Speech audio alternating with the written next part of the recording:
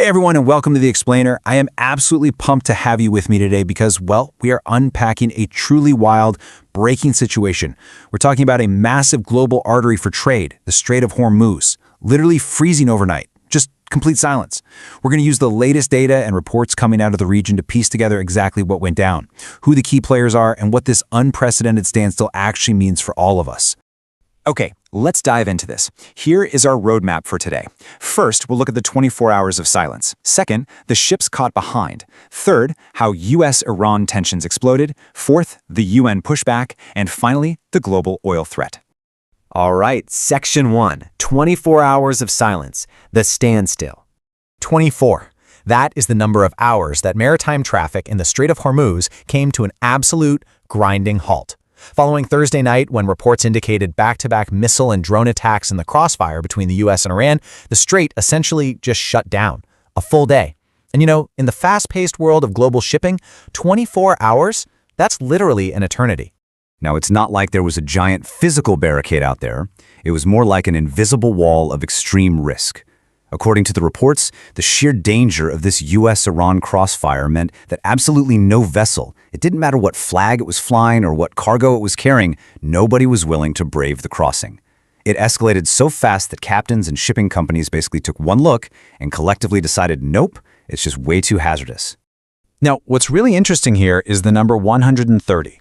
Marine traffic data shows that before this conflict blew up, an average of more than 130 ships crossed through this exact same waterway every single day. I mean, think about that. 130 massive vessels ferrying goods and energy resources, basically functioning as this continuous, bustling conveyor belt for global commerce. So the contrast here is just staggering. We went from a normal, thriving traffic lane of over 130 daily ships to zero. Literally zero ships for 24 hours. It is practically unheard of to see a waterway the world relies on so heavily just turn into a ghost town overnight. This is quite literally a frozen artery in the global supply chain. Moving right along to Section 2, the ships caught behind, navigating the chaos. Let's track the fate of a few specific ships caught right in the middle of this mess. By Saturday, a vessel called the Al-Qartiyat, flying the Marshall Islands flag and hauling nearly 22,000 tons of cargo from Qatar to Pakistan, made a really bold move and finally started navigating toward the strait. But look at the situation with the Al-Dayan and the Rashida. Both are Qatari vessels, and according to reports, Iran has mysteriously detained both of them without cause since April 6th. So you've got one ship making a highly risky break for it, while others are just being held captive. And that movement by the Al-Qartiyat, it is incredibly significant. If this ship, loaded down with almost 22,000 tons of cargo, successfully and safely makes it through, it will mark the very first successful Qatari LNG transit since this immediate phase of the conflict began. That is a massive milestone. What's also super interesting is that reports note Qatar Energy hasn't made any immediate public comments on this high-stakes maneuver. All right, zooming out, Section 3, US-Iran tensions explode, the timeline. And this brilliantly illustrates exactly how we got to this boiling point. The chronological escalation in the reporting traces this current spike all the way back to February 28th, citing the reported death of Iran's Supreme Leader Ali Khamenei, alongside joint US and Israeli strikes on Iran. From there, the timeline shows those two Qatari ships being inexplicably detained on April 6th. Then, bam, Thursday hits. The intense missile and drone attacks cause a total 24-hour traffic halt. And finally, we arrive at Saturday, when the Al-Qartiyat cautiously attempted to move again. I think this quote, straight from the source analysis, perfectly hits the nail on the head regarding the bizarre duality here. It reads, Iran and America, no matter how much they talk about a ceasefire, the tension is increasing day by day. There is just this stark, undeniable difference between the diplomatic talk of peace and the harsh reality of actual missiles flying over one of the world's most vital waterways. Which brings us to Section 4, the UN pushback. Gulf states react. So, how is the international community responding?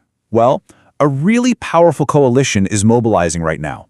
Qatar, Bahrain, the United Arab Emirates, Saudi Arabia, Kuwait, and the United States. According to Al Jazeera reports cited in our source, these countries are teaming up at the UN Security Council to draft a strict resolution. They're pulling all their diplomatic leverage to push back against the blockades, and they're seeking to enforce strict new penalties if this waterway isn't secured fast. So the crucial point is understanding exactly what this massive UN resolution is trying to enforce. They have three huge demands to get the strait reopened safely.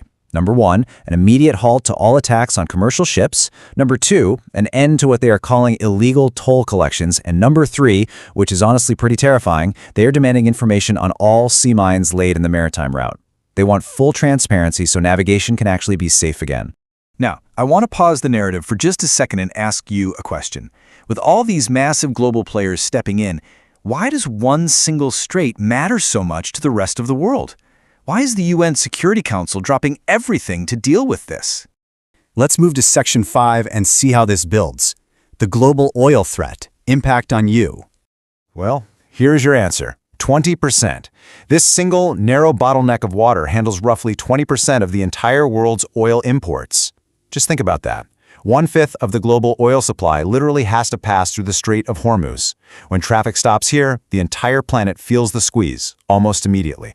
It is absolutely crucial to connect these dots. A closed Strait of Hormuz is not just some distant, abstract news story. It sends a massive shockwave straight through the global economy. When 20% of the world's oil gets trapped behind an invisible wall of drones and sea mines, the laws of supply and demand kick in real fast. This directly threatens fuel prices everywhere. So a localized conflict here, that translates directly to the cost of filling up your car, the cost of manufacturing goods, and the everyday economy right where you live. So we've seen how quickly 130 ships a day can drop to zero. We've seen the serious demands being drawn up at the UN, and we know exactly what is at stake for the global oil supply. Which leaves us with one final, deeply unsettling question to ponder. If diplomacy totally fails and the Strait of Hormuz remains a hostile war zone, how long can the global economy truly hold its breath? Thank you so much for joining me for this explainer. Keep your eyes on the data, stay curious, and I'll catch you next time.